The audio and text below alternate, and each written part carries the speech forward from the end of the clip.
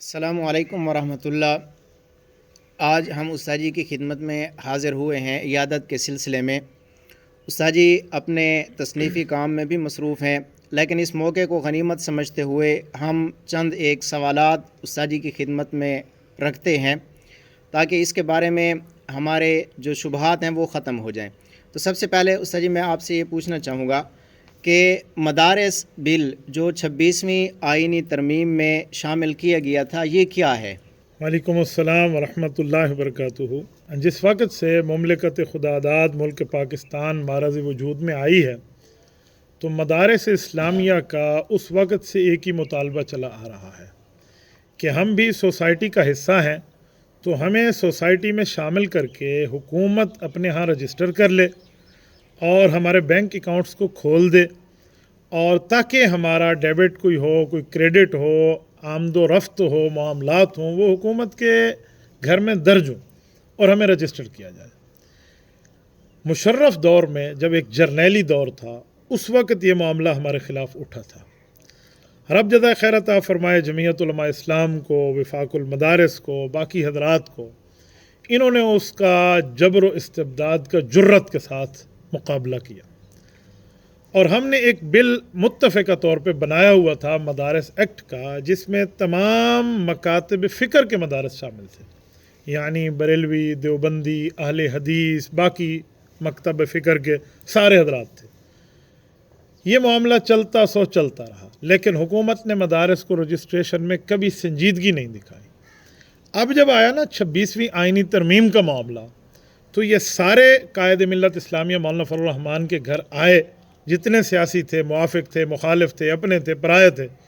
تو مولانا نے کہا کہ میں آپ کا ساتھ دے رہا ہوں تو مجھے اپنا بل پیش کرو۔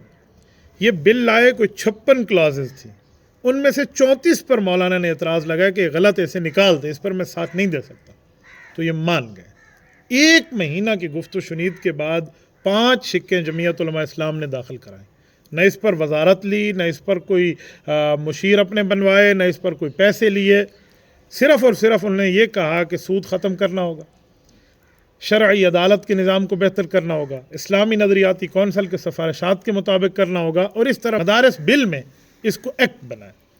تو یہ اتفاقی صورت تھی، یہ پچھلی گورنمنٹ میں بھی بن چکی تھی، جس میں جناب آصف علی زرداری MNA نواب شاہ تھے، تو وہ اس کے بنانے میں باقی معاملات میں شامل تھے، لیکن اس وقت سینٹ معرض وجود میں پورا نہیں تھا، تو معاملہ اوپر نیچے ہو گیا۔ اب جب یہ وقت ہے، مولانا نے کہا جی پاس کریں، تو انہوں نے کہا جی بہت اچھا، یہ تو اتفاقی چیز ہے، تو انہوں نے وہ بل لیا اور باقاعدہ اس پہ دونوں ایوانوں نے اس کو پاس کر کے دیا۔ اب وہ کیا ہے، اس میں لکھا ہوا ہے 3-4 چیزیں ہیں موٹی موٹی، کہ مدارس قرآن و سنت کے مطابق اپنے نصاب کو خود بنائیں گے، مدارس کے اندر کوئی فرقہ وارانہ تعلیم نہیں دی جائے گی، مدارس کے جو چندہ ہوگا جسے ڈونیشن کہتے ہیں اس کا ریکارڈ باقاعدہ حکومت کے پاس رکھا جائے گا، وغیرہ وغیرہ پوری ترتیب ہے۔ تو یہ ایکٹ پاس ہو گیا ہے۔ اب پاس ہونے کے بعد معاملہ یہ ہے کہ صدر صاحب نے اس پر آبجیکشن لگا کے بل واپس کر دیا ہے، باقی سارے قوانین پر اس نے دستخط کر دیے، اس پر اس نے دستخط نہیں کیے۔ یہ ہے مدارس بل کا بیک گراؤنڈ اور مدارس بل کا معاملہ۔ سر جی ایک بات میں بھی پوچھنا چاہوں گا کہ صدر پاکستان نے مدارس بل کے ایکٹ پر کیا اعتراض لگایا ہے؟ صدر پاکستان صاحب نے اپنے ہی گراتے ہیں نشیمن پہ بجلیاں، وہی اعتراض لگایا ہے جو ہماری صفوں میں موجود کچھ حضرات بتا رہے ہیں کہ جی یہ صوبائی معاملہ ہے، یہ فلاں معاملہ ہے، اور حیرانگی کی بات ہے کہ وہ صوبائی معاملے کا صدر مملکت اعتراض لگا رہا ہے، پچھلی گورنمنٹ میں بطور MNA تو مسودے میں وہ شامل ہے، تو وہ کس بنیاد پہ لگا رہا ہے؟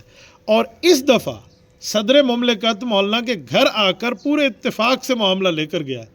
اب وہ کیا ایسی چیز ہے، کس غار سے ڈسا جا رہا ہے کہ اتفاق ہونے کے بعد آپ اس کے اوپر اعتراض لگا رہے ہیں؟ تو اعتراض صوبائی والا اس نے لگایا ہے، جو صوبائی والا اعتراض بنتا نہیں، تو یہ کوئی قابل ذکر اعتراض ہے نہیں۔ حضرت مفتی صاحب، میرا آپ سے یہ سوال ہے کہ حضرت مولانا فضل الرحمان صاحب کس حیثیت سے ہر مسئلہ پر فرنٹ فٹ پر آ جاتے ہیں، حالانکہ وہ تو ایک سیاسی جماعت کے سربراہ ہیں؟ دیکھیں، بات یہ ہے کہ مولانا فضل الرحمان دامت برکاتہ العالیہ صرف سیاسی جماعت کے سربراہ نہیں ہیں، مولانا اس جماعت کے سربراہ ہیں جو سیاسی بھی ہے اور مذہبی بھی ہے، اور تقریباً لاکھوں علماء کرام اس میں موجود ہیں اور مولانا ان کے سربراہ ہیں۔ چترال کی چوٹیوں سے لے کر کراچی کے ساحل تک لاکھوں علماء کرام، مفتیان عظام، پیران طریقت، پیران خانقاہ، مولانا ان کے قائد ہیں۔ تو جب مسئلہ مدارس کا ہوگا، علماء کا ہوگا، مفتیان کا ہوگا تو مولانا سامنے آئیں گے۔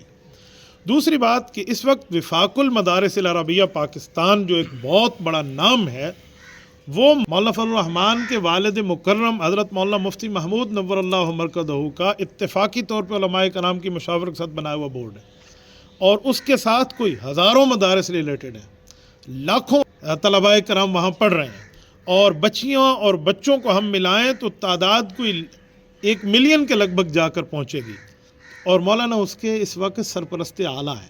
شیخ الاسلام مفتی تقی عثمانی دامت برکاتہم صدر ہیں، قاری محمد حنیف جلندری صاحب اگر اس کے جنرل سیکرٹری ہیں تو مولانا ان کے سرپرست اعلیٰ ہیں۔ تو یہ مولانا کا مسئلہ ہے، مولانا تو مقابلے میں آئیں گے، سامنے آئیں گے، اور مولانا کی قیادت پر تمام وفاق المدارس عربیہ پاکستان کی جماعتیں اعتماد بھی کر رہے ہیں۔ اچھا استاد جی، ایک سوال یہ ہے کہ یہ جامعۃ الرشید والوں نے ایک اعتراض اٹھایا ہے، وہ کہتے ہیں کہ ان مدارس کو وزارت تعلیم کے تحت رجسٹر کیوں نہیں کرتے، اور اس کو مولانا فضل الرحمان صاحب کا ذاتی موقف جو ہے نا وہ سمجھتے ہیں۔ دیکھیں، بات یہ ہے کہ وفاق المدارس عربیہ پاکستان نے یا مدارس کی اتحاد کی تنظیموں نے یہ جو مدارس بل کی بات کی ہے نا، جی جی، انہوں نے تو جامعۃ الرشید کا نام تک نہیں لیا۔ نہ جامعۃ الرشید نے جو اپنا اب سرکاری وفاق بنایا ہے اور سرکاری بورڈ حاصل کیا ہے، ان نے اس کا بھی نام ذکر نہیں کیا کہ تم جانو تمہارا کام جانے، اتنا بھی نہیں کہا، ان نے اپنا کام کیا۔ تو جب وفاق یا وفاق کا کوئی رہنما جامعۃ الرشید کو یا کسی سرکاری وفاق کو یا سرکاری بورڈ کو اپنا مد مقابل نہیں کہہ رہا، تو جامعۃ الرشید کو کیا حق پہنچتا ہے وہ ہمارے معاملات میں آ کر پاؤں اٹکائے؟ کیا ضرورت ہے؟ نمبر 1۔ نمبر 2، وہ کہتے ہیں کہ یہ مولانا کا ذاتی معاملہ ہے۔ میرے خیال میں جب بندہ بات کرے تو ان کے پاس دلیل ہونی چاہیے۔ لاکھوں علماء کرام ان کے پیچھے ٹھہرے ہیں۔ آپ نے دیکھ لیا ہوگا وہ وفاق المدارس عربیہ پاکستان نے باقاعدہ وہ دیا ہے، اس کا اپنا موقف دیا ہے کہ ہم مولانا کے پیچھے ٹھہرے ہیں، اتحاد تنظیمات مدارس دینیہ والے، اور مولانا ہماری ترجمانی کر رہے ہیں۔ تو جب یہ بات جامعۃ الرشید والوں کو پتہ ہے تو انہیں کیا ضرورت ہے اس طرح کے اعتراضات کرنے کی؟ بلی تھیلے سے باہر نکالیں، مولانا کے ساتھ مسئلہ کیا ہے، ایسا نہ کریں۔ نمبر 2، جو دوسری بات آپ نے کی ہے کہ وزارت تعلیم کے ساتھ رجسٹریشن لے لیں، یہ میرے خیال میں جن کے پاس نالج نہیں ہے نا، یا جن کو پتہ نہیں ہے، ان کو تو یہ بدھو بنا سکتے ہیں، انہیں یہ کہہ بھی سکتے ہیں، انہیں دھوکہ بھی دے سکتے ہیں کہ وزارت تعلیم، وزارت تعلیم۔ میں اس پر 2-3 باتیں کروں گا۔ وزارت تعلیم کے ماتحت اگر رجسٹریشن ہو جائے، جتنے اسکول ہیں، کالجز ہیں، یونیورسٹیز ہیں، یہ سارے وزارت تعلیم کے ساتھ رجسٹریشن میں شامل ہیں نا، تو مجھے بتائیں پوری دنیا میں ہمارا تعلیمی حساب سے کون سا نمبر ہے؟ اگر ہم وزارت تعلیم کے ساتھ رجسٹرڈ اپنے آپ کو کر لیں تو جو ہمارے اسکول کا لیول، کالج کا لیول، تعلیم کا لیول دنیا میں ہے کہ پتہ نہیں ہم کون سے جا کے 50ویں 60ویں نمبر پہ ہیں دنیا میں، یہی حال مدارس کا ہو جائے۔ حالانکہ مدارس خود مختار ہیں، اور مدارس کی خود مختاری یہ ہے کہ وہ آج پہلے نمبر پہ دنیا میں پاکستان کے مدارس ہیں۔ اتنے بندوں کو حفظ عرب ممالک نہیں کرا رہا جتنا پاکستان کرا رہا ہے۔ 1 لاکھ سے زائد حافظ ہم نے دیے ہیں وفاق المدارس کے سٹیج پہ، یہ صرف ہمارا ہے، باقیوں کو تو دور رہا۔ تو اس کے بعد بھی جامعۃ الرشید والوں کو یہ حق پہنچتا ہے کہ ہمیں کہہ کہ آپ وزارت تعلیم کے ساتھ رجسٹریشن ملے۔ میں سمجھتا ہوں وزارت تعلیم کے ساتھ رجسٹریشن میں کچھ فوائد ہیں جو شاید عام بندوں کو نظر آ جائیں کہ جی پیسہ ملے گا، تنخواہ ملے گی، پکا مہینے کا مشاہرہ ہوگا، یا جو ہے نا کیا کہتے ہیں سرکار امداد دے گی، یہ فوائد تو ہیں۔ لیکن کاش اگر دوسری طرف دیکھ لیا جائے کہ اگر یہ بات مان لیں تو پھر وزارت تعلیم ہر صوبے کی اپنی ہے، تو یہ صوبائی معاملہ بنے گا اور ہر صوبہ اپنا نصاب تعلیم دے گا، اور اس کے بعد یا تو ہمیں تنخواہ لینی پڑے گی یا فیسز رکھنے پڑیں گے۔ جامعۃ الرشید والے خود کو علماء دیوبند سے ریلیٹڈ کہتے ہیں نا، جی جی، تو آپ ان سے کہیں کہ حضرت نانوتوی رحمۃ اللہ علماء دیوبند کے امام ہیں، انہوں نے جو اصول 8 گانا لکھے ہیں اس میں یہ اصل موجود نہیں ہے کہ سرکاری امداد نہیں لی جائے گی، تو کس بنیاد پہ وزارت تعلیم کی بات کرتے ہیں؟ کیا اس میں یہ چیز موجود نہیں ہے کہ اگر فیصد لینے کی بات یا غالباً تنخواہ لینے کی بات اگر یہ ہو جائے تو رجوع اللہ ختم ہو جائے گا کہ پکا مجھے تنخواہ مہینے کا مل رہا ہے، میں کیوں طلباء کے ساتھ محنت کروں؟ کیا اس میں یہ چیز موجود نہیں ہے کہ جو ہے نا کیا کہتے ہیں جو ہمارے ساتھ سرکاری مداخلت آ جائے گی تو سرکاری مداخلت پہ ہمارا نظام تعلیم علماء نہیں بنا پائیں گے، تو اصول ہشتگانہ کو نہیں دیکھیں گے جو مدارس کی بنیاد ہے. ایسے تھوڑی ہے کہ آج کے چند طلباء کو آپ سامنے بٹھا کے کہہ دیں جو وزارت تعلیم کے ساتھ آ جائیں. یاد رکھیں اگر وزارت تعلیم کے ساتھ رجسٹریشن ہو گئی خود مختاری ختم ہو جائے گی. مولانا یہ جو ہمارے تمام مدارس کے بورڈوں کا اتحاد ہے یہ تو گیا، ہم تو کبھی کوئی مشترکہ بات نہیں کر سکیں گے. اور اس کے ساتھ یاد رکھیں جب یہ ہمارا اتحاد ختم ہو جائے گا تو ہم مالی نظام میں حکومت کے پچھلک بن جائیں گے، اور وہ جو دیں گے وہی لیں گے، یہ کریں گے وہ کریں گے، یہ معاملہ ان کا آ جائے گا. اور جب وہ ہمیں پیسے دیں گے تو کہیں گے ہماری بلی ہمیں میاؤں، ہم آپ کو نصاب بنا کے دیں گے. اور ان کا نصاب کیا ہے؟ آج تک ہم کالج میں روتے پھر رہے ہیں کتنے غلطیاں ان کے نصاب کے اندر. میں نے کالج یونیورسٹی دونوں پڑھے ہیں، میں نہیں جانتا ان کے نصاب تعلیم میں کیا مسئلے، آج تک ہم بتاتے آ رہے ہیں. تو ان نے اپنی غلطیاں ٹھیک نہیں کی، الٹا ہمارے پاس آ گئے. اور اس کے ساتھ جو حکومتی مداخلت ہوگی، ہر 5 سال بعد حکومت بدلے گی، چاہے وہ اسٹیبلشمنٹ کی حکومت ہو، نیم اسٹیبلشمنٹ کی ہو یا عوامی ہو، جو بھی آئے گی اپنی مرضی کا نصاب تعلیم داخل کرے گی. اب کیا کریں گے اس پر؟ تو اس لیے جامعہ والوں کو کچھ سوچنا چاہیے کہ کون سی باتیں آپ لوگ ہمارے ساتھ کر رہے ہیں. میرا یہ سوال ہے کہ اس کے متعلق وفاق المدارس العربیہ پاکستان کا کیا موقف ہے؟ وفاق المدارس عربیہ پاکستان کا موقف آ چکا ہے، اور باقاعدہ طور پہ شیخ الاسلام مولانا مفتی محمد تقی عثمانی دامت برکاتہم العالیہ کی گفتگو بھی شاید آپ سن چکے ہوں، اور اسی طرح مولانا فضل الرحمان سرپرست اعلیٰ ہیں، ان کا موقف بھی آ چکا ہے.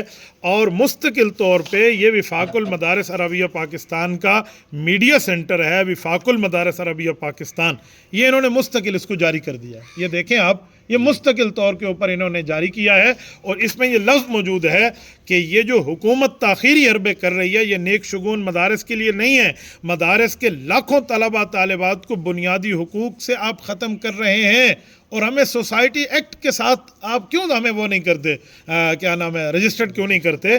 فرمایا کہ کبھی بھی مدارس والوں نے احتجاج کا راستہ اختیار نہیں کیا.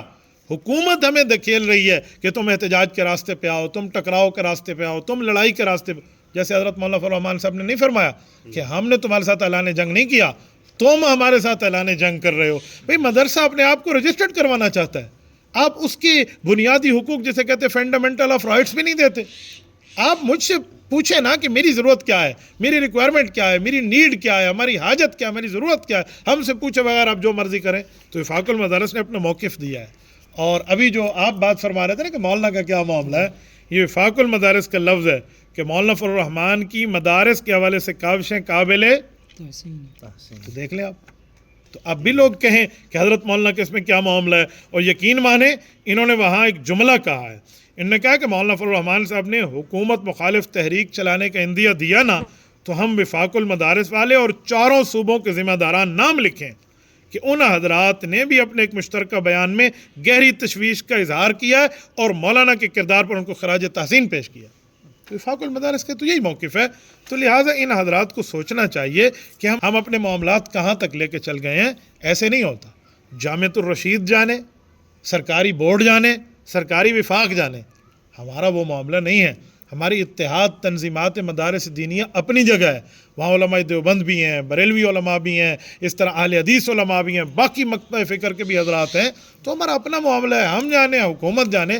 وہ تو پہلے سے سرکار سے ووٹ لے چکے ہیں، لہٰذا انہیں اس معاملے میں آنے کی ضرورت نہیں ہے.